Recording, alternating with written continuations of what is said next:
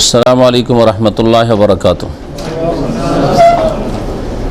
আলহামদুলিল্লাহ রব্বিল আলমিন ওসসালাতু ওয়াসসালামু আলা সাইয়্যিদিল মুরসালিন নবিয়িনা মুহাম্মদ ওয়া আলা আলিহি ওয়া সাহবিহি আজমাইন আম্মা বাদ। ফাকাদ ক্বালাল মুআল্লিফ রাহিমাহুল্লাহু তাআলা আন আবি হুরায়রা রাদিয়াল্লাহু আনহু ক্বাল ক্বালা রাসূলুল্লাহ সাল্লাল্লাহু আলাইহি ওয়াসাল্লাম লা ইয়াকবালুল্লাহু সালাতা আহাদিকুম ইযা আহদাসা হাত্তা ইয়াতাওয়াদ্দা। আল্লাহ পাক রব্বুল আলামিনের যাবতীয় প্রশংসা যে আল্লাহ পাক রব্বুল আলামিন আমাদেরকে ঈমান ইসলামের নিয়ামত দিয়ে ভাগ্যবান করেছেন। সে আল্লাহ পাকের যাবতীয় প্রশংসা যে আল্লাহ পাক রব্বুল আলামিন আমাদেরকে তার ইবাদত বন্দেগীর জন্য সৃষ্টি করেছেন। সালাত এবং সালাম নাযিল হোক নবী মুহাম্মদ রাসূলুল্লাহ সাল্লাল্লাহু আলাইহি সাল্লামের উপর, যার মাধ্যমে আল্লাহ পাক আমাদেরকে হিদায়াত দান করেছেন। আমাদের ধারাবাহিক ইসলামিক সেন্টার রাকাই আলোচনা শুরু হয়েছে উমদাতুল আহকাম নামক হাদিসের কিতাব থেকে। প্রথম হাদিসটির তরজমা এবং ব্যাখ্যা করেছিলাম। যে হাদিসের বিষয়বস্তু হচ্ছে নিয়ত। এই নিয়তের হাদিস অত্যন্ত গুরুত্বপূর্ণ হাদিস।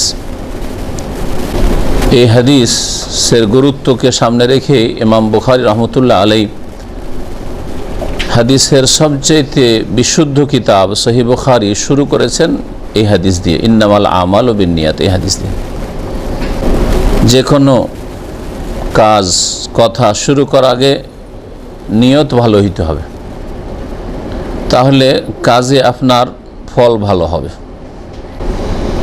আপনি সে দিন শিখেন, দুনিয়া শিখেন, কোরআনে কারীম শিখেন আর রাসূলের হাদিস শিখেন, আপনার এলম শিখেন, জ্ঞান অর্জন করেন অথবা আমল করেন। এলমের ক্ষেত্রে, আমলের ক্ষেত্রে, সমস্ত কিছুর ক্ষেত্রে আপনার নিয়ত যেমন হবে তেমন আপনার বরকত হবে, তার রেজাল্ট হবে, ফলাফল হবে। ইমাম বুখারী রহমতুল্লাহ আলাইহির অনুসরণে এই কিতাবেরও লেখক হাদিসের কিতাব শুরু করেছেন এই হাদিস দিয়ে, ইন্নামাল আমালু বিন্নিয়াহ। মানুষের আমল কাজকর্ম নির্ভর করে নিয়তের উপর। এই হাদিস যে নিয়তের বিষয়টি রয়েছে, নিয়তের উপর নির্ভরশীল আপনার আমল আল্লাহর কাছে কবুল হওয়া আর কবুল না হওয়া। নিয়ত যদি সহি হয় কবুল হবে, নিয়ত যদি সহি না হয়,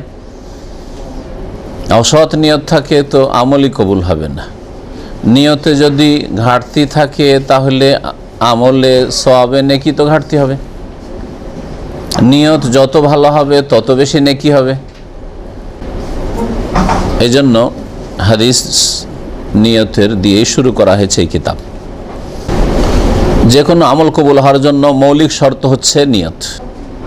তবে এই নিয়ত নিয়ে অনেকে বাড়াবাড়ি করেছে। এতে বাড়াবাড়ি চলবে না।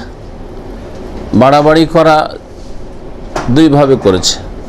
এক হচ্ছে বাড়াবাড়ি যে মনে মনেই নিয়ত করে, কিন্তু ওর জন্য 10-20 সেকেন্ড 30 সেকেন্ড আছে, এভাবে নিয়ত করছে। এটাও বাড়াবাড়ি, এটা লাগে না।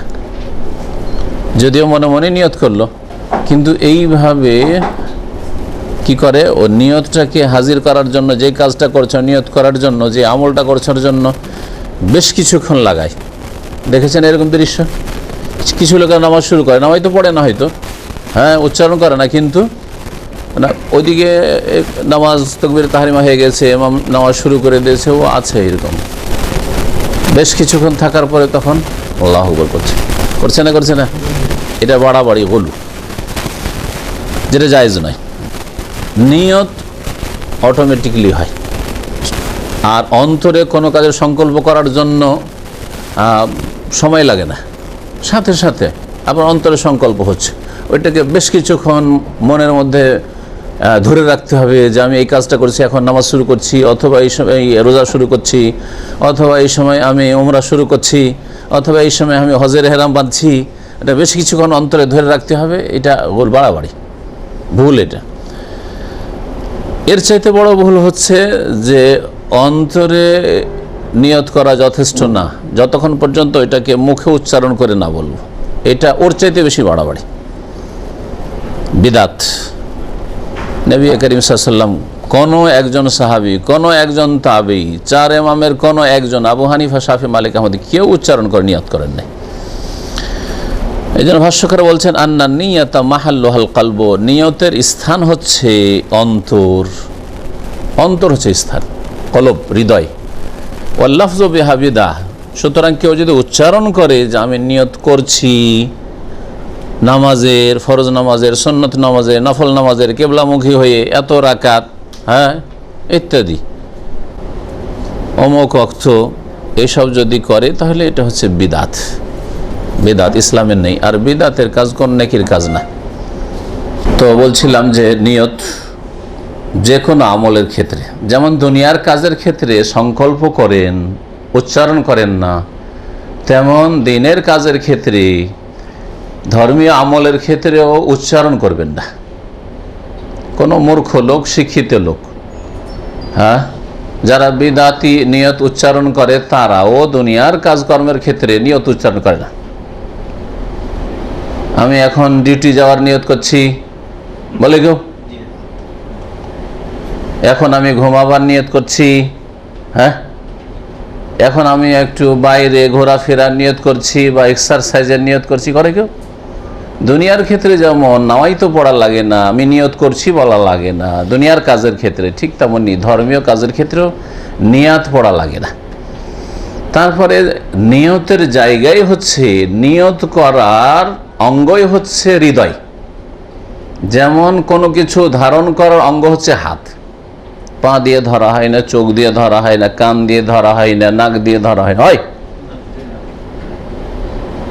কান শোনার জন্য হাত দিয়ে শোনা হয়? হয় না। কেউ যদি বলে যে আমি নাক দিয়ে শুনি আর কান দিয়ে বলি, জবান দিয়ে সঙ্গী, তো কি বলবেন?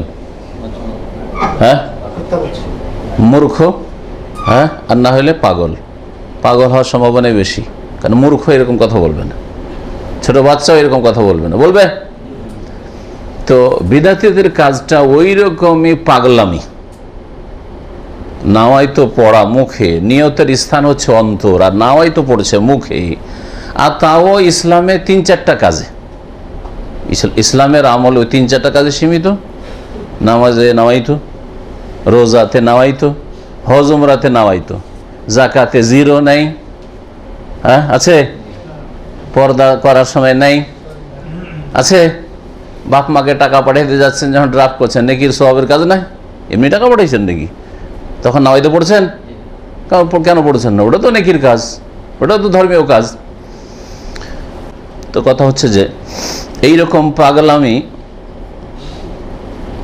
হচ্ছে বিদাত, আর বিদাত হচ্ছে গুমরাহি, গুমরাহির পরিণাম জাহান্নাম। এরকম পাগলামিও করবেন না, পাগলের মতো পরিচয় দেবেন না, আর কোরআন হাদিস মেনে চলবেন। আল্লাহ পাক হেদায়েতের পথে রাখবেন, আল্লাহ যেন হেদায়েতের পথে রাখবেন। এই হাদিস থেকে যে বিষয়গুলি জানা যায়, তার একটি হচ্ছে যে সবসময় লোক দেখানো, লোককে শোনানো, দুনিয়ার স্বার্থ, এগুলো থেকে মুক্ত থাকতে হবে আমাদেরকে, মুসলিমকে। কোনো কাজ করে যেন লোক দেখার নিয়ত না থাকে, লোককে শোনানো, দুনিয়ার কোনো গরজ হাসিল করা, এসব উদ্দেশ্য না থাকে।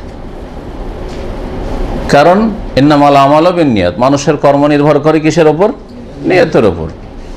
আপনি এত কষ্ট করে ফজরের নামাজে উঠছেন, এত কষ্ট করে রোদে জোহর নামাজ পড়তে যাচ্ছেন, রোদে আসর নামাজ পড়তে যাচ্ছেন, গরম পানি হাতে মুখে দেওয়া যায় না, অতি উজু করছেন, আর যদি তাতে নিয়ত আল্লাহর সন্তুষ্টি না থাকে, পরকালের মুক্তি না থাকে, কাউকে খুশি করার জন্য অথবা কারো আপনার ভুল ধারণা থেকে বাঁচার জন্য, কি বলবে নতুন এসছি, লোকেরা কি বলবে, কফিল মালিক কি বলবে, আশেপাশের লোকেরা কি বলবে, ছেলেটা নামাজ পড়েন না ইত্যাদি, এই ধরনের, বাপ মা কি বলবে, শ্বশুর কি বলবে ইত্যাদি, রোজা না রাখলে লোকে কি বলবে, সৌদি আরব এসছি তখন হজ না করলে লোকে কি বলবে, অথবা হজে এসছি কিন্তু আসলে হজ করার উদ্দেশ্য ছিল না, ফ্রিতে পেয়ে গেলাম সেই জন্য, সবগুলি নিয়ত খারাপ নিয়ত, ঠিক না? দুনিয়ার গরজ। তো আমাদের যে কোনো নিয়ত যেন লোক দেখানো, শোনানো বা দুনিয়ার গরজ হাসিল করা, এগুলি থেকে মুক্ত হয়, এগুলো থেকে মুক্ত হয়।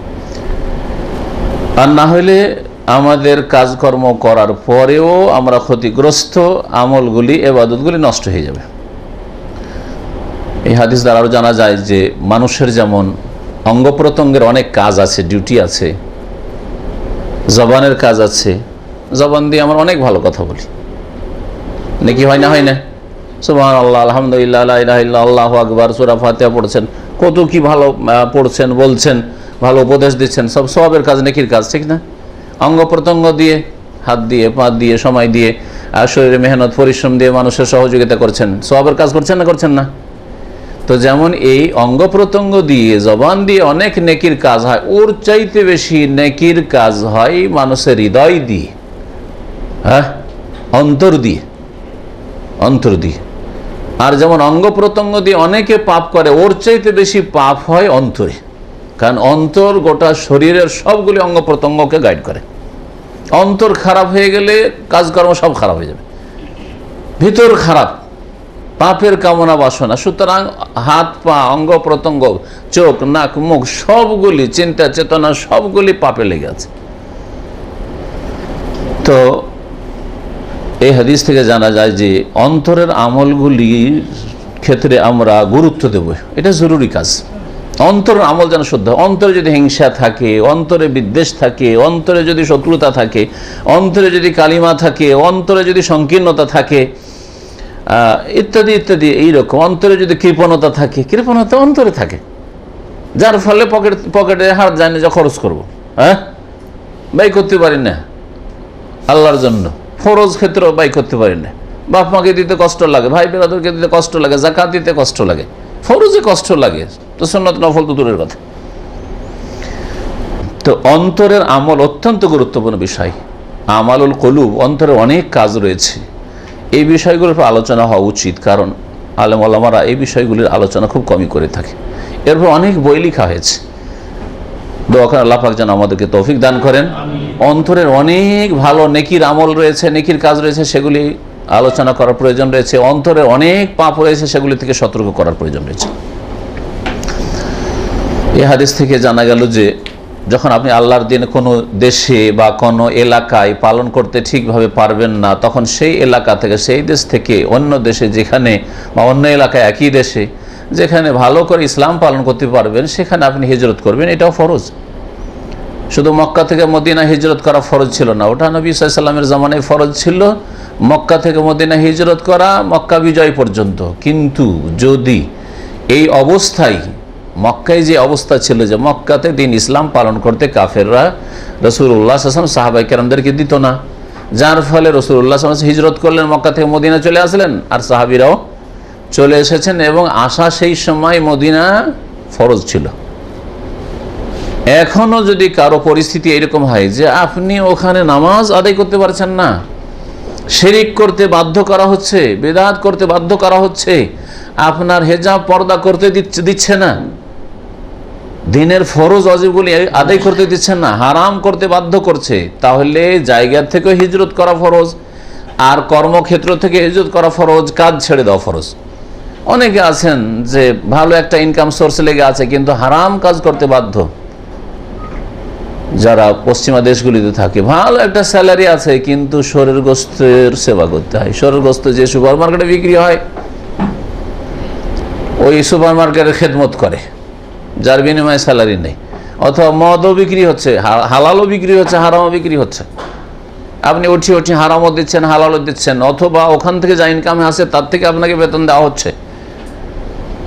এইরকম জায়গা থেকে হিজরত করা, হিজরত মানে পরিত্যাগ করা, হিজরতের শাব্দিক অর্থ হচ্ছে আত্মার্ক, পরিত্যাগ করা। তো এইরকম কাজকর্ম, চাকরি, পেশা ছেড়ে দেওয়া ফরজ। যারা হারাম পেশাগুলিতে লেগে আছেন, ফিল্মের জগতে লেগে আছেন, হ্যাঁ, আর এইরকম বহু পাপের ক্ষেত্র রয়েছে, হারাম ব্যবসা, বিড়ির ব্যবসা, সিগারেটের ব্যবসা, হারাম উপার্জন, এগুলোতে লেগে আছেন। তো যদি আপনি ব্যবসা করেন, ব্যবসা ছেড়ে দেওয়া ফরজ, আর যদি আপনি চাকরি করেন তো চাকরি থেকে হিজরত করা ফরজ, শুধু জায়গা থেকে হিজরত করা নাই। এই সবগুলি বিষয় এই হাদিস থেকে জানা যায়। কারণ ফামানাকা, আর এই হিজরত কার জন্য হইতে হবে? আপনি চাকরি কেন ছাড়ছেন? আল্লাহর জন্য। ফামান কানাত হিজরাতুহু ইলাল্লাহি ওয়া রাসূলিহি, আল্লাহর সন্তুষ্টির জন্য আর রসুলের তরিকায় জীবনযাপনের জন্য। ফাহিজরাতুহু ইলাল্লাহি ওয়া রাসূলিহি, তাহলে আপনি আল্লাহ এবং রসুলের উদ্দেশ্যে কেউ হিজরত করলে, পাপের কাজ ছেড়ে দিলে, পাপের স্থান ছেড়ে দিলে যে সওয়াব রয়েছে সেই সওয়াব আপনার জন্য রয়েছে। আর কেউ যদি দুনিয়ার গরজে ছাড়ে, সিগারেট খেতেন, একটি উদাহরণ দিই, কিন্তু সিগারেট কেন ছাড়লেন? ডাক্তার বলছে আপনাকে যে আপনার কিন্তু ক্যান্সারের মতো লক্ষণ দেখা যাচ্ছে, সাবধান, আপনি ছাড়েন, না হলে আপনার কোনো চিকিৎসা নেই। আমি এমন একজন লোককে চিনি যে তাড়ির মদ খেত, তাড়ি বুঝেন, তালের রস, হ্যাঁ, তালের রসের মদ খেত, ওটাকে একটু টক করে তাড়াতাড়ি, ও খেজুরের রসের চাইতে বেশি তাড়াতাড়ি ওতে নেশা চলে আসে। তো একটা এলাকা এরকম ছিল, সেই এলাকা শিক্ষিত করেছি। তো ওর এত বদ অভ্যাস, 5 ওয়াক্ত নামাজও পড়তো, আজব কথা, নামাজ পড়তো আর রাত্রে খেয়ে দিয়ে শুয়ে যেত, এই নেশাওয়ালা তাড়ি।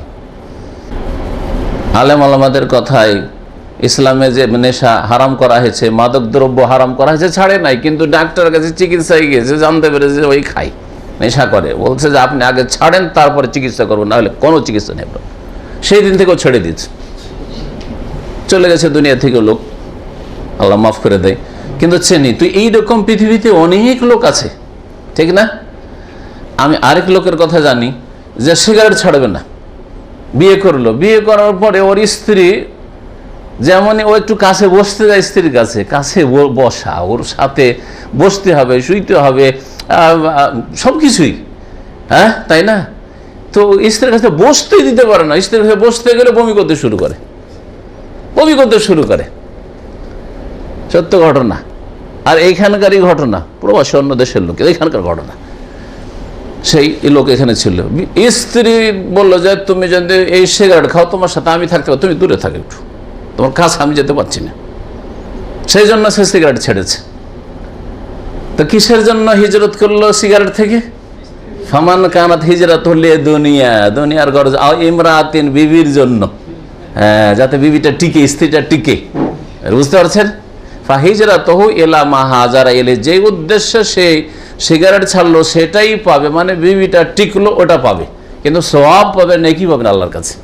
কিন্তু আল্লাহর ভয়ে, পরকালে সন্তুষ্টির জন্য এই সিগারেট, তারপরে তামাক জাতীয় যত কিছু প্রোডাকশন রয়েছে সবগুলি হারাম, আল্লাহ হারাম করেছেন, তার রাসূল নোংরা খাবাইসকে হারাম করে, সেই জন্য আমি ছেড়ে দিলাম। যদি ছাড়তো তাহলে তার বিবিও টিকতো আর আল্লাহ সন্তুষ্ট হইতে, রাসূলের তরিকায় থাকতো। বুঝা গেছে? জি।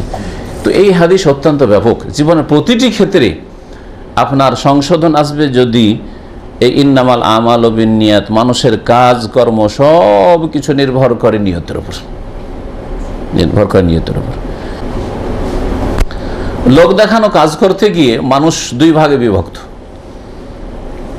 যদি কোনো একটা কাজ ফুল করেছেন পুরোপুরি কিসের জন্য? লোক দেখানোর জন্য, তাহলে বড় শিরক, আর ওতে আপনি কিছুই পাবেন না, একটিও নেকি পাবেন না। বড় শিরক করে মুশরিক হইলেন আর আপনি কিছুই পাবেন না। আর আরেকটা স্তর হচ্ছে যে আমলটা, কাজটা আল্লাহর জন্যই করছিলেন, ইসলাম পালন করব, আল্লাহর জন্য কাজটা করব, এই উদ্দেশ্যেই করছিলেন, কিন্তু মাঝখানে ওতে লোক দেখানো একটা ভাগ চলে এসছে, একটা অংশ এইদিকে চলে গেছে। এইরকম যদি হয়ে যায়, তার মানে নামাজ আপনি পড়তেন, নামাজের উদাহরণ দিই, নামাজ একটা আমল, গুরুত্বপূর্ণ আমল।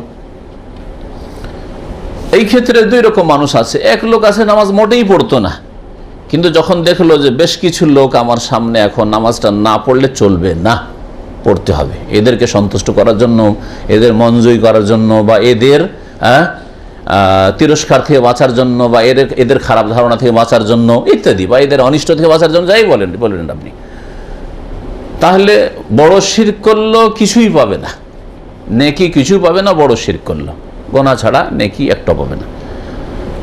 আর আরেক লোক আছে নামাজ ঠিকই পড়ছে, কিন্তু কেউ যদি না থাকতো, তার নামাজে মন লাগে না, তাড়াতাড়ি করেন কোনো রকম 4 রাকাত জোহর সারতে হবে, সেরে দিল। যদি একা একা নামাজ পড়ে ওইরকম সুন্নতগুলি তাড়াতাড়ি ধাঁই ধাঁই করে সেরে দিল। কিন্তু যদি দেখে যে সবাই লোকজন আছে এখন মসজিদে, বা বিশেষ লোক আছে, হ্যাঁ, যে আমার নামাজটা দেখছে, ফলো করছে, যে কেমন নামাজ পড়ে দেখি, তখন নামাজের কোয়ালিটি খুব সুন্দর, লম্বা রুকু, লম্বা সিজদা, হ্যাঁ, সুন্দর করে নামাজ পড়লো, বুঝছেন? তো এইরকম যদি হয়, তাহলে আসল নামাজটা তার আল্লাহর জন্য, সেজন্য নেকি তো পাবে, কিন্তু নেকি কি হবে? কমে যাবে। এই জন্য আমি একটু আগে একটা কথা বলেছি যে নিয়ত যদি পুরোপুরি খারাপ হয় তাহলে আমল পুরোটাই খারাপ। নিয়তে যদি ঘাটতি থাকে তাহলে কি হবে? আমলের ফলে মানে নেকিতে কি হবে? ঘাটতি হবে।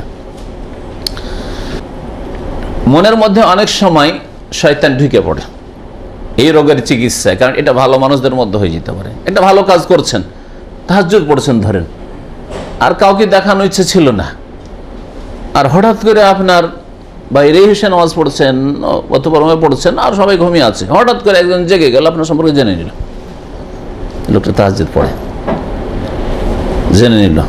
ওই সময় কিন্তু শয়তান ঢোকার চেষ্টা করবে যে তোর একটা সুনাম এদের সামনে হবে, এদের কাছে হবে, আরো 5 জনের সাথে আলোচনা করবে যে তুই তাহাজ্জুদ গুজার, এইরকম একটা কিছু ঢুকে যেতে পারে। হয় না এরকম হয়। ওই সময় এটা একটা শয়তানের এন্ট্রেন্স, এখান থেকে শয়তান ঢুকে। যখনই শয়তান ঢুকবে সাথে সাথে দরজাটাকে বন্ধ করে দেন, আপনি ওটাকে অন্তর থেকে দূর করে দেন। এই যে লোক দেখানো নিয়তটা চলে এসেছিল বা একটা খুশির নিয়ত চলে এসেছিল যে লোকজন আমার সুনাম করবে, যে কোনো ক্ষেত্রে একটা দান করছেন, আপনি ফকিরকে টাকাটা তখন দেখেছেন কেউ নাই, কিন্তু হঠাৎ করে দেখছেন যে আরে লোক তো আমাকে দেখে নিল, মনটা একটা খুশি ভাব যে লোকে দেখলো সুনাম করবে। এটা শয়তানের রাস্তা। যখনই শয়তান এরকম চান্স নেবে তখন আপনার দুটো অবস্থা। এটা যদি কন্টিনিউ করেন যে না, মনের মধ্যে এটা সবসময় চলে আসছে যে লোকে জানুক বা জানলো ভালো হইল, তারপরে আমার সুনাম হবে সমাজে, জনপ্রিয়তা বাড়বে, হ্যাঁ ইত্যাদি, এইরকম যদি হয় তাহলে আপনার নেকি নষ্ট হবে। কারণ গুনাহটা কি হলো, আপনার স্থায়ী হতে লাগলো অন্তরে, কিন্তু আসার সাথে সাথে সেটাকে যদি ওখানেই স্থগিত করে দেন, শেষ করে দেন, আর রাখলেন না অন্তরে, সাথে সাথে অন্তর থেকে বের করে দিলেন, তাহলে আর আপনি গুনাহগার হবেন না। এইরকম স্বাভাবিক হইতে পারে। যেমন এইরকম অন্য যে কোনো পাপের ক্ষেত্রে, একটা মহিলা হঠাৎ করে সামনে চেহারা পড়লো, খুব সুন্দরী, হ্যাঁ দেখে খুব ভালো লাগলো, মনটাই জাগলো যদি মেয়েটার সাথে একটু কথা বলতে পেতাম, কার কে, অথবা বিয়ে শাদী করেননি হয়তো বিয়ের প্রস্তাব দিতাম, এরকম কথা কিছু আসলো। আসার পরে সাথে সাথে অন্তর থেকে বের করে দিলেন, ওর পেছনে আর পড়লেন না, তাহলে পাপ মুক্ত আপনি। কারণ একজন যুবক বা একটা যুবতী স্মার্ট ছেলেকে দেখলো এরকম, সে স্বাভাবিক হবে, সাথে সাথে অন্তর থেকে বের করে দিল, তাহলে গুনাহগার হবে না। কিন্তু যদি ওই কথাটাকে অন্তরে ধরে রাখেন, সকালবেলা আজকে দেখেছেন একটা সুন্দরী মেয়ে, এখন পর্যন্ত বারবার করে কথাটা ঘুরছে যে আরে ও মেয়েটার নম্বরটা নিলাম না, বা মেয়েটার সাথে একটু কথা বললাম না, কোথাকার কোন ডিস্ট্রিক্টের একটু জেনে নিতাম তো ভালো হইতো, কোন মহল্লায় থাকে ইত্যাদি কথাগুলি বারবার ঘুরছে, সারাদিন ধরে বারবার ঘুরছে, ঘুরে না অনেকের ঘুরে হয় এরকম। যদি এরকম হয়তো গুনাহগার। ভুল করে একটা কল এসছে, মহিলাদের কল, এটা হয় মহিলাদের কল এসছে, স্বাভাবিক মহিলার একটা কণ্ঠ যখন আপনার আসলো, মনের মধ্যে তো একটা এলো যে আমাকে কোন মহিলা কল করলো, হলো না, যদি একটু দেখতাম কি আছে একবার, তারপর অন্তর থেকে বের করে দিলেন, তো গুনাহ মুক্ত হয়ে গেলেন। কিন্তু না, সেটাকে অন্তরে ধরে রাখলেন, আর তারপরে চিন্তা করতে লাগলেন এর সাথে নম্বরটা সেভ করে রাখি, ঠিক আছে, সময় সুযোগ পেলে এর সাথে কথা বলবো, হ্যাঁ নম্বরটা সেভ করে রেখে দিলেন। এই যে সেভ করে একটা মহিলার নম্বর রেখে দিলেন, আর তারপরে ওকে বিরক্ত করা শুরু করলেন, হ্যাঁ উত্ত্যক্ত করা শুরু করলেন, এই গুনার রাস্তা খুলে গেল আপনার জন্য, জেনার রাস্তা তখন খুলে গেল আপনার জন্য। তো এগুলো হচ্ছে সব কিন্তু অন্তরের অবস্থা। এই জন্য অন্তরটাকে প্রথম ইখলাস নিয়ে আসতে হবে, আল্লাহর জন্য করতে হবে কাজ, আর আল্লাহর ভয়ে গুনাহ থেকে বাঁচতে হবে, দুনিয়ার জন্য নয়। এ হচ্ছে অন্তরের নিয়তের বিষয়টি। দ্বিতীয় হাদিসের দিকে আসি। আবু হুরায়রা রাদিয়াল্লাহু তাআলা আনহু থেকে বর্ণিত, তিনি বলছেন ক্বালা রাসূলুল্লাহ সাল্লাল্লাহু আলাইহি ওয়াসাল্লাম, রাসূলুল্লাহ সাল্লাল্লাহু আলাইহি ওয়াসাল্লাম বলেন, লা ইয়াকবালুল্লাহু সালাতা আহাদিকুম ইযা আহদাসা হাত্তা ইয়াতাওয়াদ্দা। মহান আল্লাহ তোমাদের কারো সালাত কবুল করবেন না। ইযা আহদাসা, যখন সেই ব্যক্তি, ওই ব্যক্তির সালাত কবুল করবেন না যেই ব্যক্তি কি করে, ইযা আহদাসা, যদি কি করে দেয়, বা যখন ওযুবিহীন হয়ে যায়, ওযুবিহীন, ইযা আহদাসা মানে ওযুবিহীন হয়ে যাওয়া, অজুবিহীন অজু ছিল, অজু নষ্ট হয়ে গেছে। অজু নষ্ট যে কোনোভাবে, হাদাস মানে অজু নষ্ট হয়ে যাওয়া। দুটি শব্দ এই ক্ষেত্রে মনে রাখেন, হাদাস আর নাজাস। হাদাস আর নাজাস। হাদাস হচ্ছে আভ্যন্তরীণ নাপাকির বিষয়, শরীরের আভ্যন্তরীণ অপবিত্রতাকে হাদাস বলা হয়। সেটা বড় হাদাসও হইতে পারে, বড় অপবিত্রতা হইতে পারে আভ্যন্তরীণ, আর ছোট অপবিত্রতা, ছোট নাপাকি হইতে পারে। হাদাস আসগার আর হাদাসে আকবার। হাদাসে আসগার ছোট আভ্যন্তরীণ অপবিত্রতা, যেমন কি উযুবিহীন হওয়া, উযু নেই, আপনার উযু নেই, এটা আপনার ছোট নাপাকির ভিতর আছে। এই অবস্থায় কিন্তু আপনি নামাজ পড়তে পারছেন না, এই অবস্থায় আপনি তওয়াফ করতে পারছেন না, এই অবস্থায় অধিকাংশ উলামাদের নিকটে আপনি কোরআন স্পর্শ করতে পারছেন না, ঠিক আছে না? এটা হচ্ছে আপনার ছোট নাপাকি, শরীরের ভিতরের। কিন্তু উপরে কোনো জায়গায় লেগে আছে পেশাব পায়খানা বা নাপাকি লেগে আছে কি না? লেগে নেই কিছু, এই জন্য বলে আভ্যন্তরীণ নাপাকি এটা। আরেকটি হচ্ছে হাদাস আকবার, বড় নাপাকি। গোটা শরীরে কোনো জায়গায় কিছু লেগে নেই, তারপর বড় নাপাক হয়ে আছেন। এটা আবার কি? এটা আবার কি? গোসল ফরজ থাকা। কোন পুরুষ বা নারীর উপর যদি গোসল আবশ্যক হয়ে থাকে, ফরজ হয়ে থাকে, এটাকে কি বলে?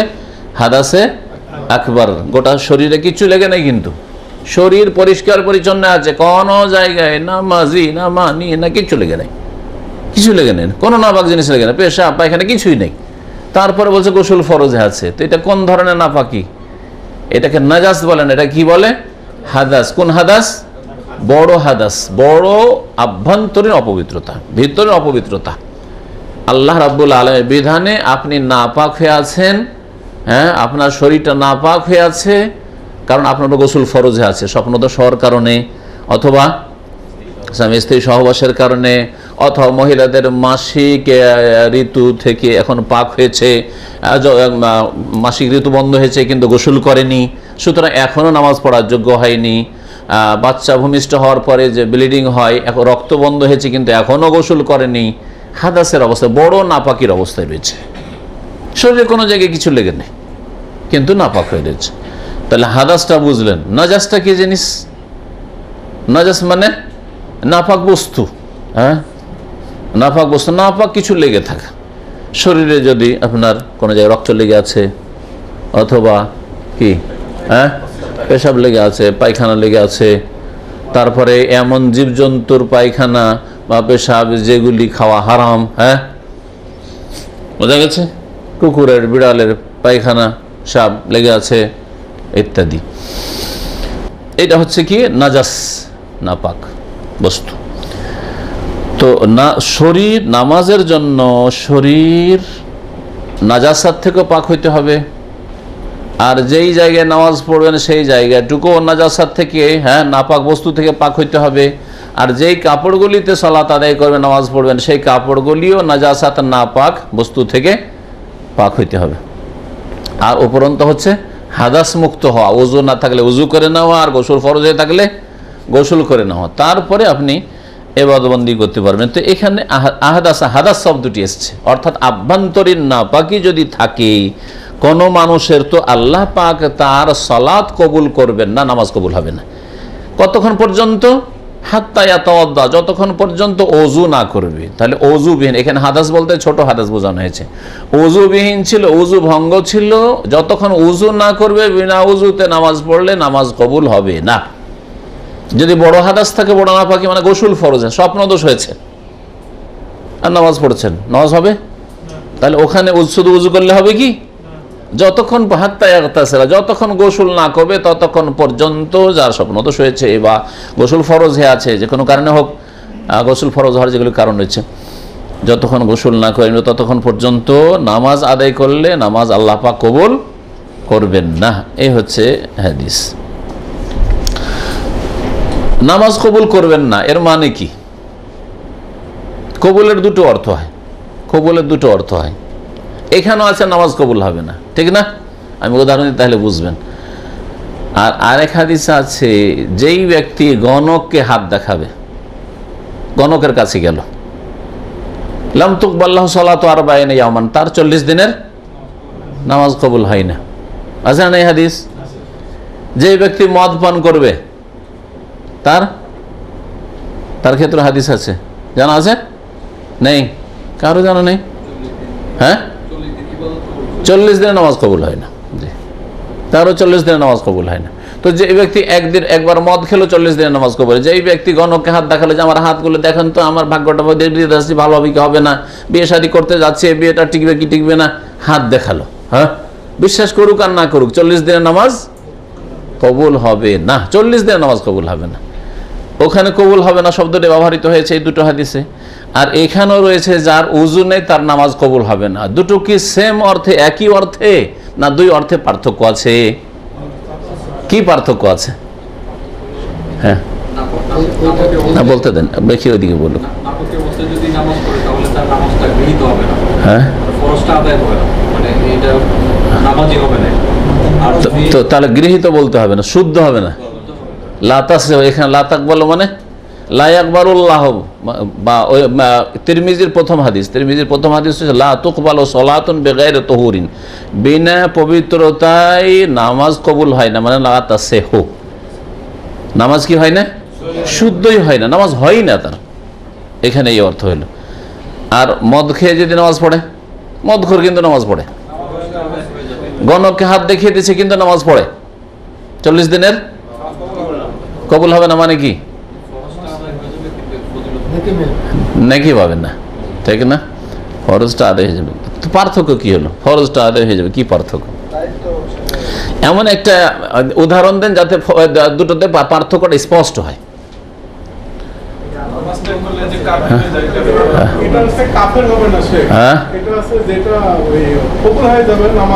ওই মদখোরটা কাফের হবে না, বা গণক হাত দেখালো কিন্তু বিশ্বাস করলো না, নামাজ তো কবুল হবে না, মানে নামাজ হবে না, কিন্তু কি হবে?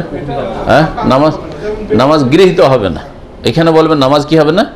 কবুল হবে না, আল্লাহর কাছে গ্রহণযোগ্য নয়, নামাজের সওয়াব পাবে না, আল্লাহর কাছে নামাজ গৃহীত হবে না। তো ঠিক আছে, কাফের হবে না, একটা জিনিস চললো। আর একটা পার্থক্য দেখান যেখানে আরো স্পষ্ট হবে। আচ্ছা, নামাজ কবুল যখন না হয় তখন ওই লোকটাকে আমরা বলবো কি বলবো না যে আপনার নামাজ কাজা করেন?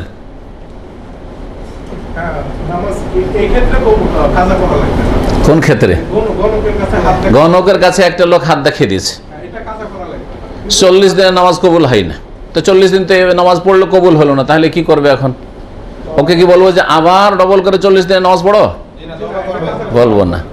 আচ্ছা, যে লোক মদ খেলো ওরও হ্যাঁ একই হুকুম। হ্যাঁ, কি হবে? নামাজ ওকে কাজা করতে হবে না। তার মানে নামাজ কবুল হওয়ার দুটো সাইড আছে। একটা হচ্ছে ফরজটা তার কাঁধ থেকে নেমে যাওয়া, কবুল হওয়া মানে ফরজটা কাঁধ থেকে, আল্লাহ যে ফরজ করেছেন 5 ওয়াক্ত নামাজ, জবাবদিহি করতে আল্লাহর সামনে নামাজ না পড়লে এই ফরজটা কাঁধ থেকে নেমে যায়। আল্লাহ কিয়ামতের দিন জিজ্ঞেস করবেন না ওই মদখোরকে যে তুই 40 দিন নামাজ কেন পড়িসনি, ফরজটা আদায় হয়েছে, বোঝা গেছে? কিন্তু নামাজ পড়ার উপর যে আল্লাহ পাক অশেষ পুরস্কার রেখেছেন, সেই নেকি পুরস্কার থেকে বঞ্চিত, জিরো, কিছুই নেকি পাবে না। 40 দিনের কিছুই নেকি হয়নি তার নামাজের। এবার বুঝেছেন? উজুর ক্ষেত্রে আসেন, উজুর ক্ষেত্রে কি অর্থ? বিনা উজুতে নামাজ পড়েছে 40 দিন, হ্যাঁ, 40 দিন ধরে যদি বিনা উজুতে নামাজ পড়ে তাহলে কি হবে? হ্যাঁ হ্যাঁ, সে হচ্ছে এইখানে আসেন, নামাজ শুদ্ধ হয়নি, বললেন নামাজ শুদ্ধ হয়নি, তার মানে ওই লোককে কি বলবো? যে যাক তোমার ফরজটা আদায় হয়ে গেছে, তবে নেকি পাওনি নাকি? হ্যাঁ, কি বলবো? তোমাকে যেই নামাজগুলি বিনা উজুতে পড়েছো বা গোসল ফরজ হয়েছিল তারপরে গোসল না করে নামাজ পড়েছো, ওই নামাজগুলি কি করো? কাজা করো। এই নামাজগুলি শুদ্ধই হয়নি। তাহলে কেউ যদি ফজর নামাজ পড়ে নিয়ে থাকে, ফজর নামাজ পড়ে নিয়ে থাকে কিসে? বিনা উজুতে, তাহলে কি বলবো ওকে? যে ফজর নামাজ জানো তুমি পড়োনি, আবার পড়ো, ঠিক আছে? স্বপ্ন দোষ হয়েছে, ও খেয়াল করতে পারেনি, স্বপ্ন তো ভুলেই গেছে যে স্বপ্ন দোষ হয়েছে, ও খেয়ালেই নেই, পরে দেখছে আরে কাপড়েতে কিছু লেগে আছে, ফজর নামাজ পড়ার পর দিনে ডিউটিতে গিয়ে দেখছে যে আমার তো প্যান্টে কিছু লেগে আছে, তার মানে স্বপ্ন দোষ হয়েছে। এখন একে কি বলবো? হ্যাঁ, এই নামাজ ফজরের কি করতে হবে? গোসল করে পরে কাজা করতে হবে, গোসল করে পরে কাজা করতে, কারণ নামাজ এর শুদ্ধ হয়নি, পক্ষান্তরে ওই দুটো ওখানে নামাজের ফরজটা আদায় হয়ে গেছে, সুতরাং কাজা করা লাগবে না। জি, এই জন্য এখানে লা ইয়াকবালু মানে লা তাসিহু, নামাজ সহি হয়নি।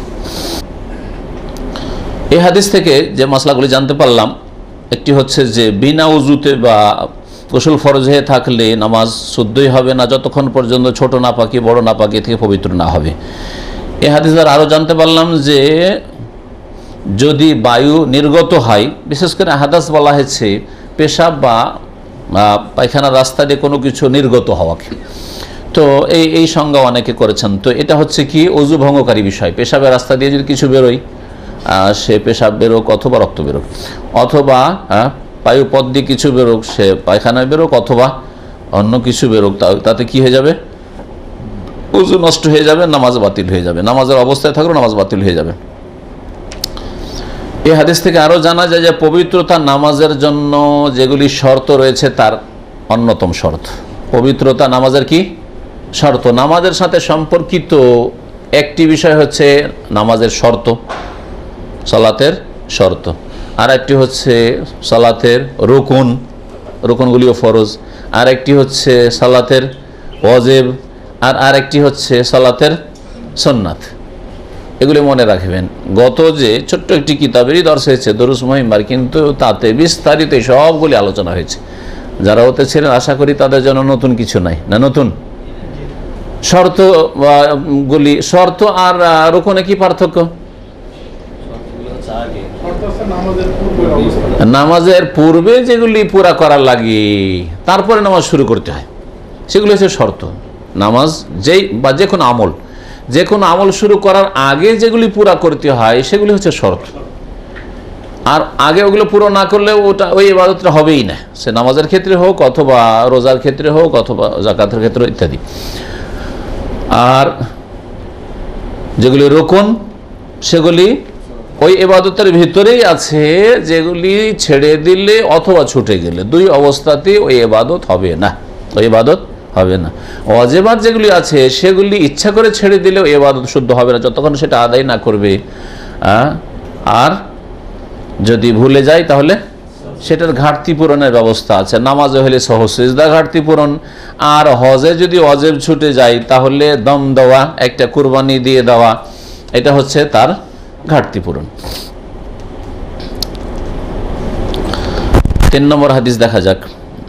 আন আব্দুল্লাহ ইবনে আমর ইবনে আস ওয়া আবি হুরায়রা ওয়া আয়েশা রাদিয়াল্লাহু তাআলা আনহুম ক্বালু ক্বালা রাসূলুল্লাহ সাল্লাল্লাহু আলাইহি ওয়াসাল্লাম ওয়াইলুল লিল আকাবি মিনান নার। আব্দুল্লাহ ইবনে আমর ইবনে আস এবং আবু হুরায়রা আর আয়েশা, এই 3 সাহাবী রাদিয়াল্লাহু আনহুম আজমাইন তারা বর্ণনা করছেন। তার মানে এই হাদিস 3 সাহাবী থেকে বর্ণিত রয়েছে।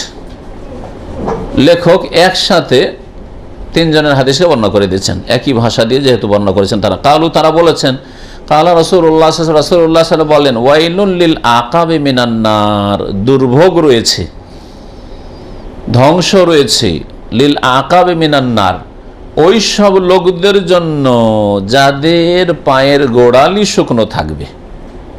মিনান্নার জাহান্নামের, জাহান্নামে তারা ধ্বংস হবে বা জাহান্নামের তাদের দুর্ভোগ রয়েছে।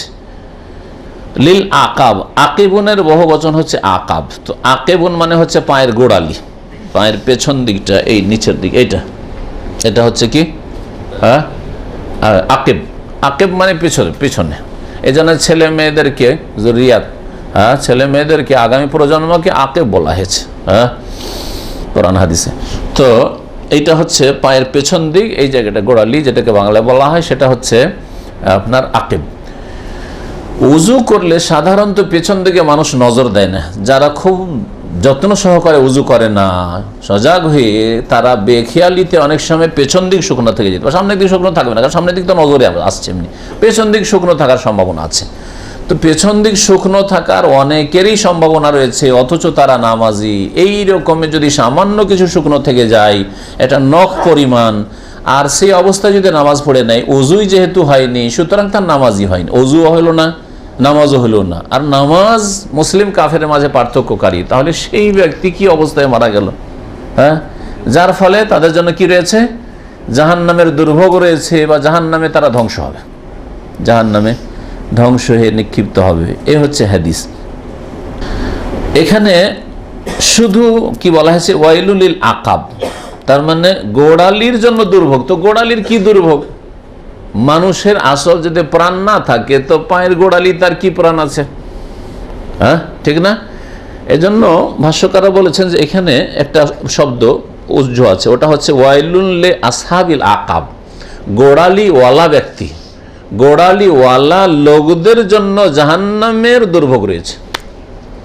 গোড়ালিওয়ালা মানে ওই সব লোকেরা যাদের গোড়ালি শুকনো থাকে, যাদের গোড়ালি উজু করে দিকে শুকনো থেকে যায়, তাদের জন্য দুর্ভোগ রয়েছে বা ওয়াইল নামক জাহান্নাম রয়েছে। ওয়াইলের দুটো অর্থ খুব প্রসিদ্ধ কোরআন হাদিসে। ওয়াইল একটা জাহান্নামের একটি উপত্যকার নাম, ওয়াদিন ফি জাহান্নাম বলা হয়েছে।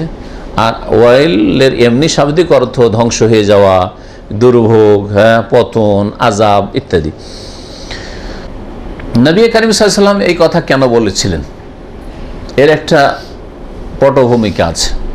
নবী করিম সাল্লাল্লাহু আলাইহি ওয়াসাল্লাম একবার দেখলেন যে কিছু সাহাবীরা সফরে ছিলেন আর পানির অভাব ছিল আর তাড়াহুড়াতে ছিলেন, তাড়াহুড়া করে সব উজু করেছে। আর বেশ কিছু সাহাবীর পেছন দিকে গোড়ালি চকমক করছে, চমকাচ্ছে, চমকাচ্ছে মানে পানি পৌঁছেনি। লাম ইউসিব আল মা, অন্য রিওয়ায়াতে বিস্তারিত রয়েছে।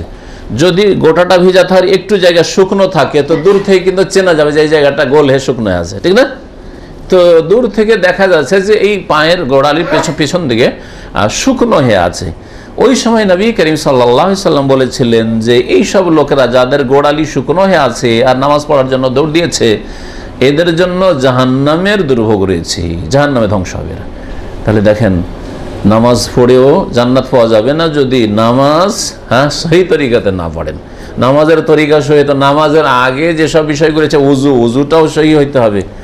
আর পবিত্রতার ওপর হচ্ছে ইবাদত বন্দেগী, বিশেষ করে নামাজ, বেশ কিছু ইবাদত রয়েছে যেগুলো নির্ভরশীল পবিত্রতার ওপর। পবিত্র না থাকলে কোনো নামাজই কবুল হবে না, ফরজ নফল কিছুই কবুল হবে না।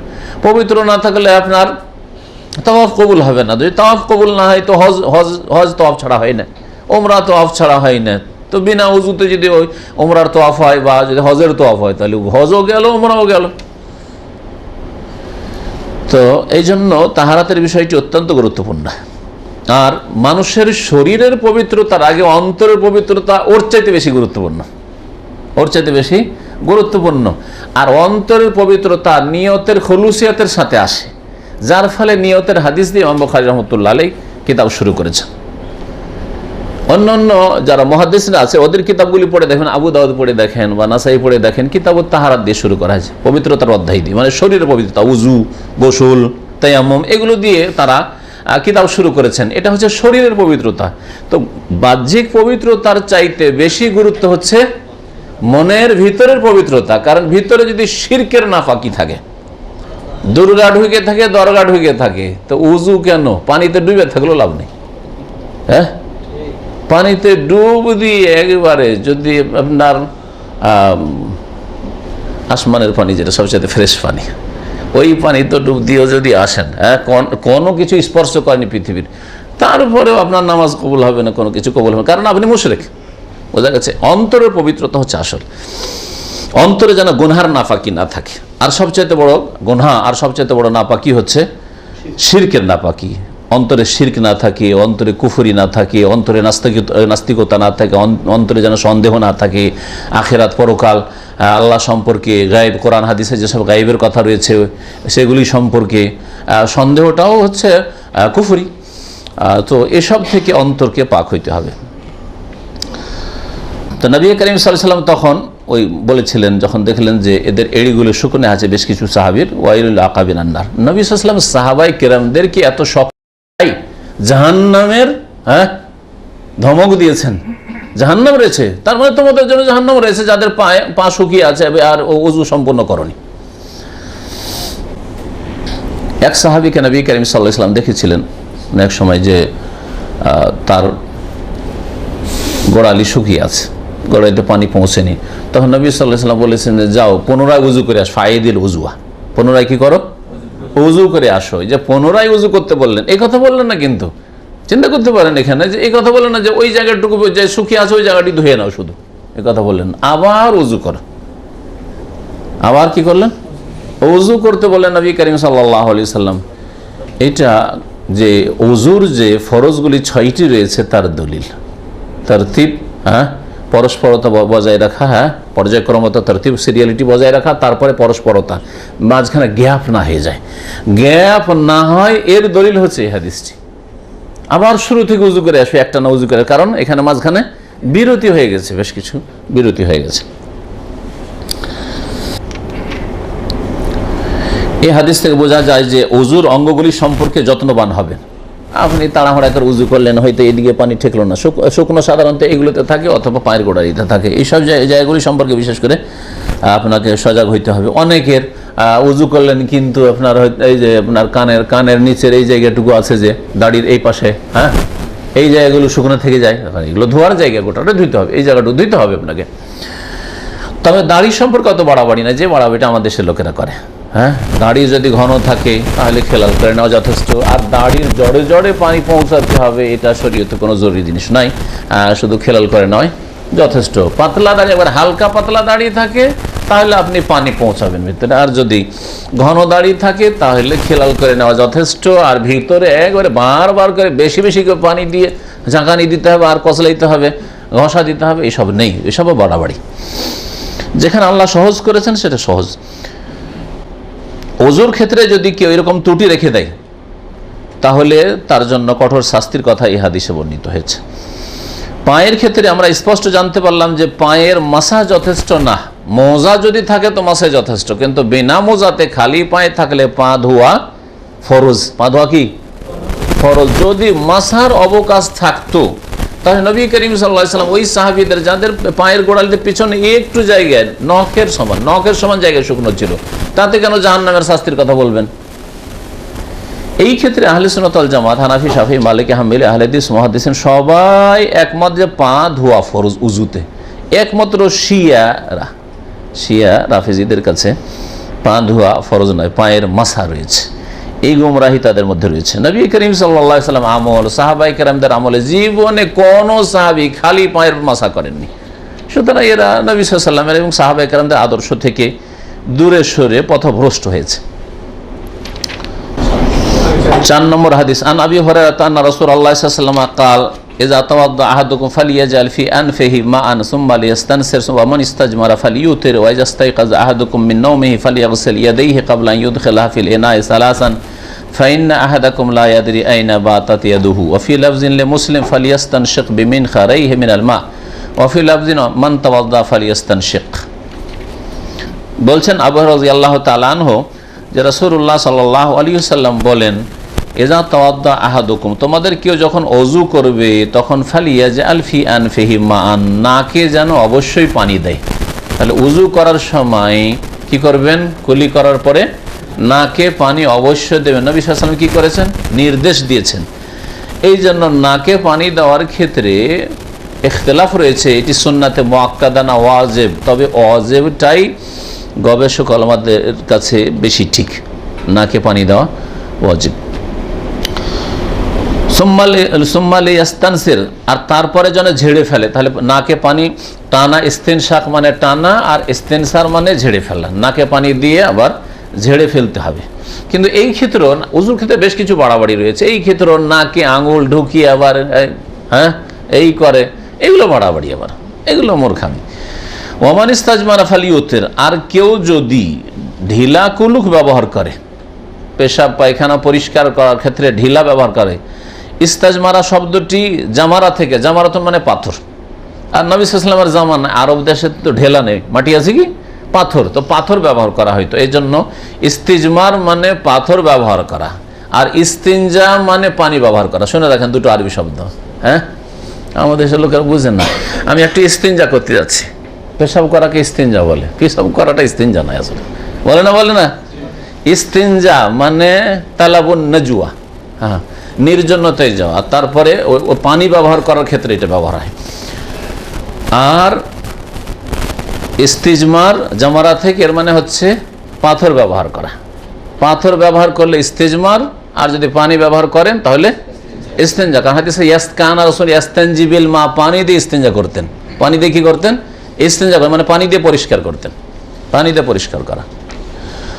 ওমান ইস্তাজমারা, যখন কেউ ঢিলা কুলুক ব্যবহার করবে বা পাথর ব্যবহার করবে, ফালিউতের, যেন বেজোড় করে। বেজোড় মানে একবার নাকি, এখানে একবার নয়, এখানে একবার চলবে না, কমপক্ষে কত?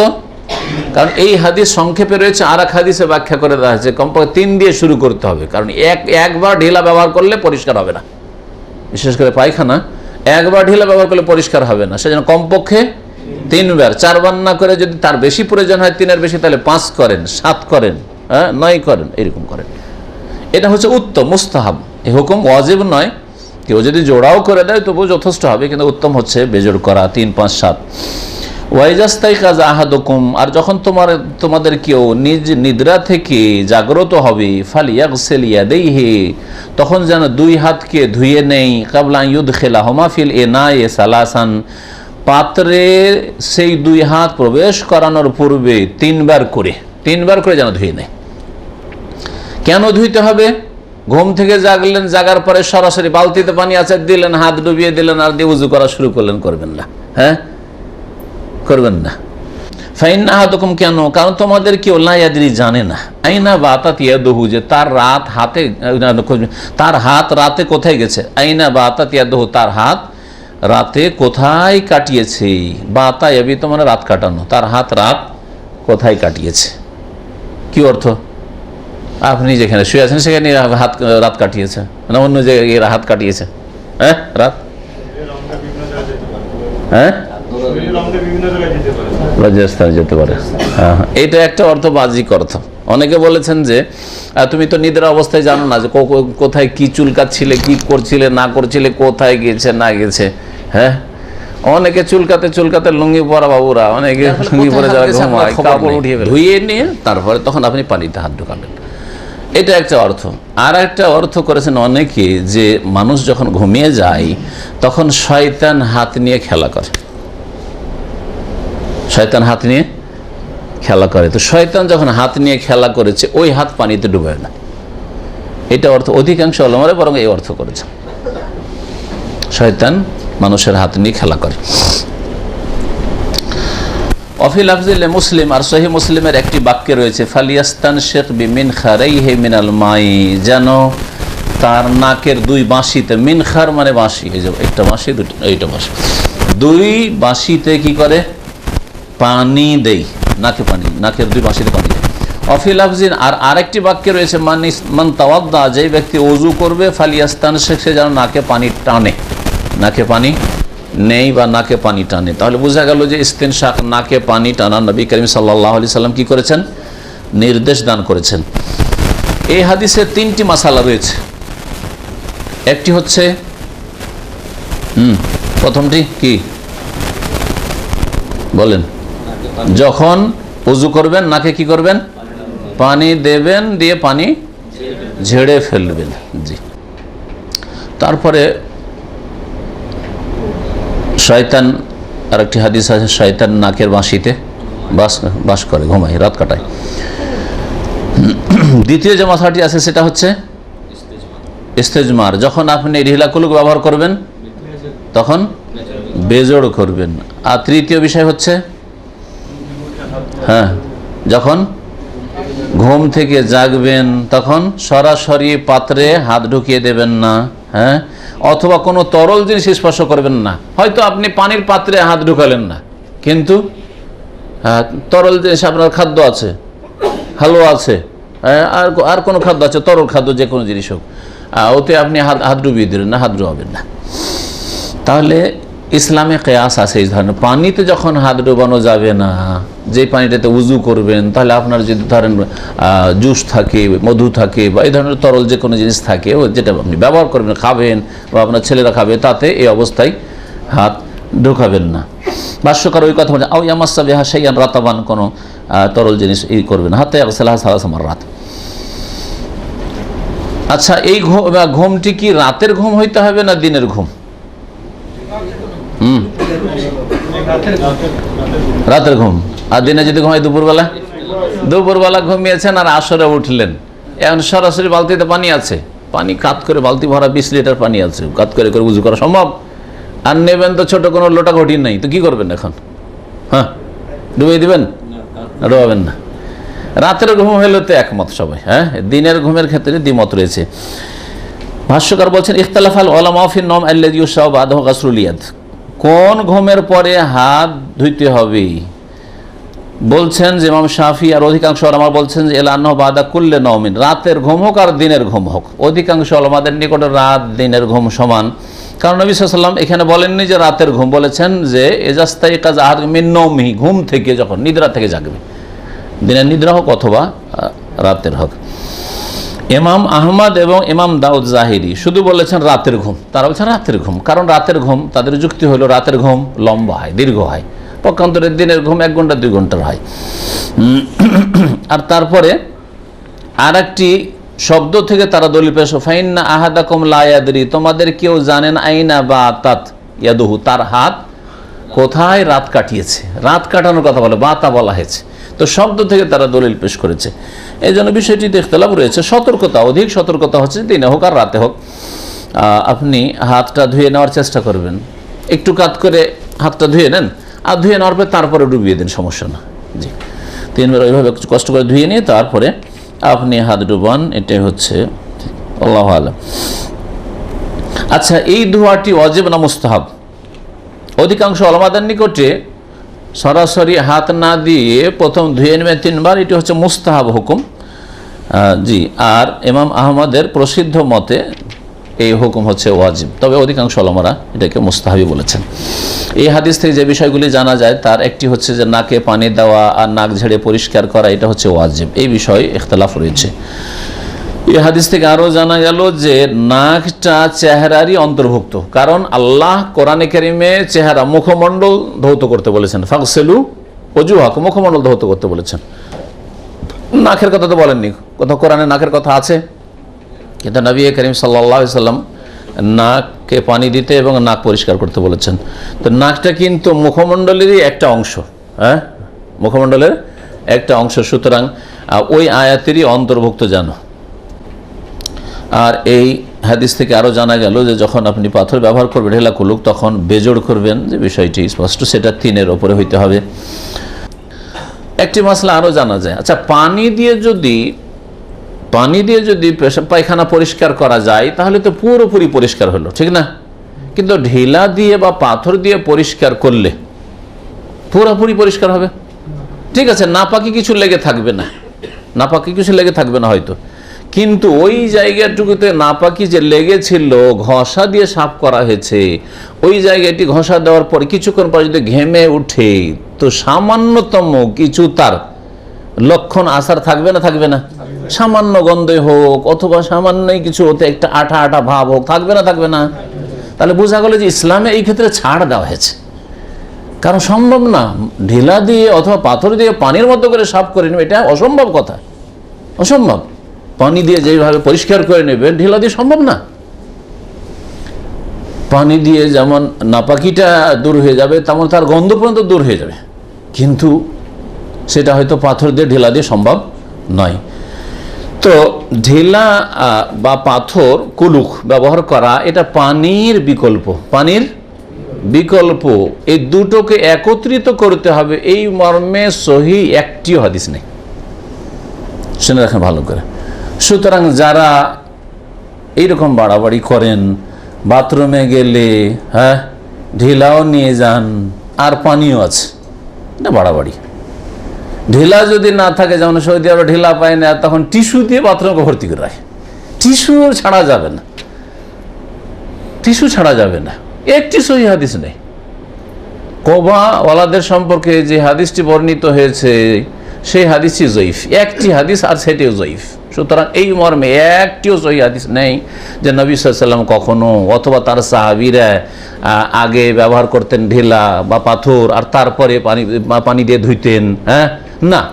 যখন পানি পেতেন ঢিলা ব্যবহার করতেন, পাথর ব্যবহার করতেন না। যখন পানি নেই বা পানির স্বল্পতা আছে তখন তারা ঢিলা পাথর ব্যবহার করতেন। এটা হচ্ছে সুন্নতি তরিকা। আর পাথরের চাইতে উত্তম হচ্ছে পানি, কারণ পানির বিকল্প পাথর। পানি যখন না থাকবে তখন আপনি পাথর ব্যবহার করবেন বা ঢিলা কুলুক ব্যবহার করবেন। তারপরে অতিরিক্ত এই কুলুক নিয়ে আবার দাঁড়িয়ে থাকা অথবা হাঁটা 40 কদম অথবা কাশি দেওয়া, এ সবগুলি বিদাতি কাজ এবং অভদ্রতা। বিদাতি কাজ আর অভদ্রতা, ইসলাম এর থেকে মুক্ত, ইসলামে এইসব নেই। আর এগুলি দেখে কাফেররা হাসে, মুসলিম বিদাতিদের এসব দৃশ্য দেখে হিন্দুরা হাসে, হিন্দুরা হাসে। সুতরাং যেটা ইসলামে নেই আর খামাকে ইসলামকে বদনাম করছেন আপনারা।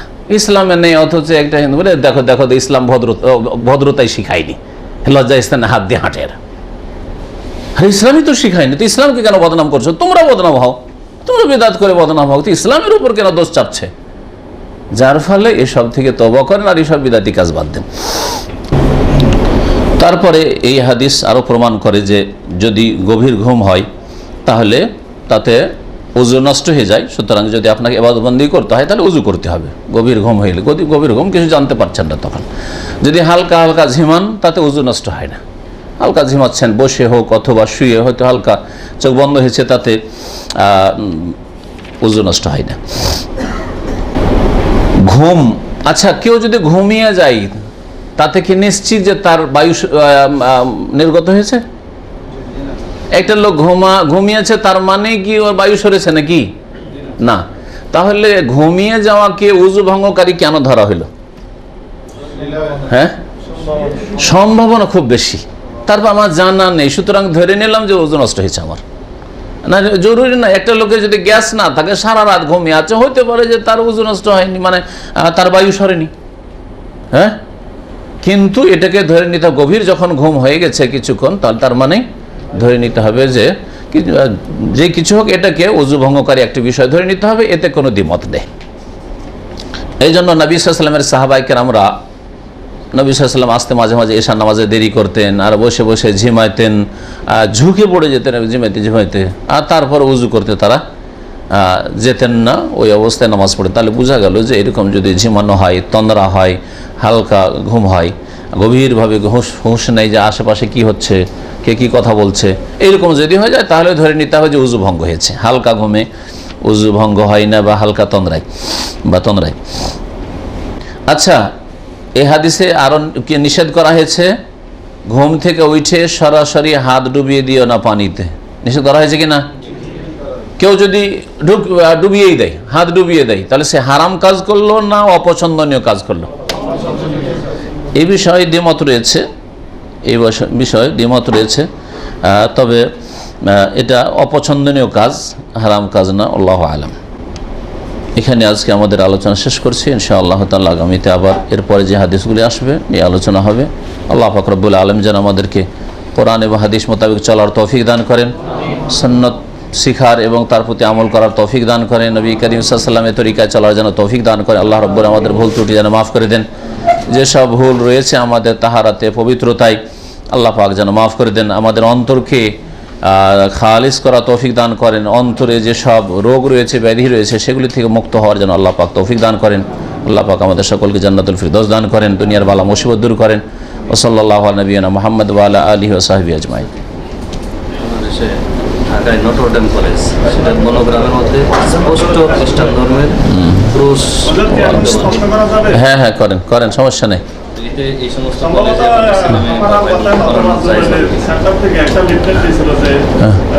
বায়ু বের হলে উযু নষ্ট হবে না, তবে যদি গন্ধ সহকারে জোরে শব্দ বায়ু বের হয় তখন উযু নষ্ট হয়, কিন্তু হালকা ভাবে তখন বাইরে তখন উযু নষ্ট হবে না। বায়ু বের হলে উযু নষ্ট হবে না? ভুল আপনি ভুল বুঝেছেন, হইতেই পারেন। এটা আপনি নিয়ে আসেন, লিফলেট নিয়ে আসবেন। ভুল বুঝেছেন।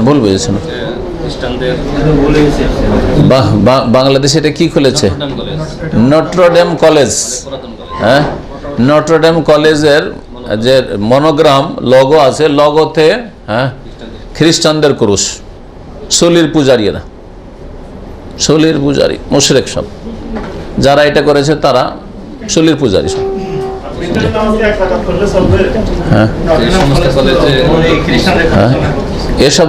এইসব কলেজে আপনারা পড়াবেন না? আলহামদুলিল্লাহ, মুসলিম দেশ। হ্যাঁ, খ্রিস্টানরা চালাচ্ছে, তো এখানে মুসলিমদের পড়াবেন না। মুসলিম আলহামদুলিল্লাহ প্রতিষ্ঠান আছে, সেখানে পড়ান। সহশিক্ষাতে পড়ানো জায়েজ নয় কোনো মুসলিমের জন্য। যদি গায়রাত থাকে, দায়ুস না হয়, তো সহশিক্ষা যুবতী মেয়েকে, বোনকে পড়াবে যুবক ছেলেদের সাথে, এটা দায়ুসই একমাত্র পড়াইতে পারে। হ্যাঁ, কি বললেন? আচ্ছা, আর মুসলিম ছেলেরা গিয়ে ওখানে পড়ে বেদিন হচ্ছে। যে আল্লাহ হিদায়াত করুন। না না না, কিস্তিতে জায়েজ আছে, কারণ আপনি জেনে শুনে চুক্তি করে নিচ্ছেন যে এত এত পয়সা লাগবে, সেই জন্য জায়েজ করেছেন। অল্প কিছু আলেমরা আপত্তি করেছেন, কিন্তু এখানে সবাই জায়েজই করেছেন। হ্যাঁ হ্যাঁ, চলে। বেতন নামাজ এক রাকাতের বহু হাদিস আছে, চলবে কেন, কোনো সন্দেহ নেই। নবী সাল্লাল্লাহু আলাইহি ওয়াসাল্লাম এক করে পড়েছেন, আওতারা বিওয়াহিদা। হ্যাঁ, আঙ্গুল ভিজা ভুল না, নাকে এইভাবে পানি দেবেন। হ্যাঁ, নাকে কুলি সবচেয়ে উত্তম হচ্ছে মুখে আর নাকে একসাথে দেওয়া পারলে, আর তারপরে তখন নাক ঝেড়ে পরিষ্কার করবেন।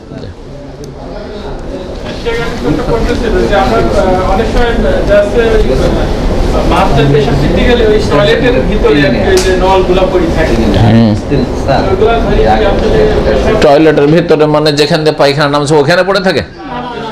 না না, ওপরে ওপরে ওপরে পড়ে, ওই সব জায়গায় পানি বইছে তো, আর কি ধরে নিতে পারে। নামাজ পড়তে বলছি না, কিন্তু ওখানে কি আছে, নিরুপায় তো ওখানে।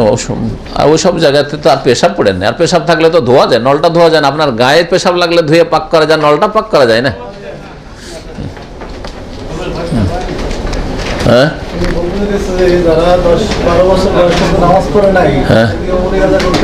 না, উমরি কাজা বিদাত, সারা জীবনের কাজা করা বিদাত। বরং হাদিসে আছে, যখন কিয়ামতের দিনে নামাজ কমে যাবে কারো, তখন তার সুন্নত নফল দিয়ে পুরা করা হবে। তাহাজ্জুদ পড়েন, কিন্তু কতদিন ছেড়েছেন না ছেড়েছেন কোনো হদিস নেই। কত ছুটেছে, মাঝে মাঝে পড়েছেন, মাঝে মাঝে পড়ে কাজা উমরি বিদাত, এর কোনো দলিল নেই। প্রথম কথা, নামাজ ত্যাগকারী যদি কাফের হয়, তো সে কুফর অবস্থায় ছিল, যেদিন থেকে নামাজ শুরু করেছে মুসলমান হয়েছে, ব্যাস। আর ও তো নবীকে, আবু বকর, উমরকে বলেছিলেন যে কুফরের অবস্থায় মেলা নামাজ তোমাদের ছুটেছে, সাবালক অবস্থায়, তো পড়ো এখন না।